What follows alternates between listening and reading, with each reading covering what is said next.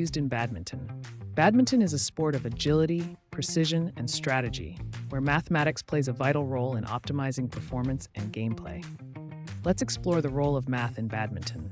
Badminton uses math in angles and trajectories. Players use geometry to calculate the best angles for smashes, drop shots, and clears. Understanding the trajectory of the shuttlecock helps players anticipate its landing point. Speed and timing. The shuttlecock's speed, often exceeding 400 kilometers per hour, requires quick calculations to determine the timing and placement of shots. Court geometry. The dimensions and layout of the court involve geometric principles, ensuring a fair playing field and strategic positioning for players.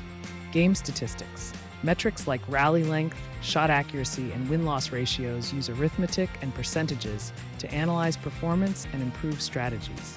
Energy and force calculations. The force applied during smashes and the energy required for movement involve principles of physics and math. Mathematical principles applied, geometry for angles and trajectories, physics for speed and force calculations, ratios for performance metrics.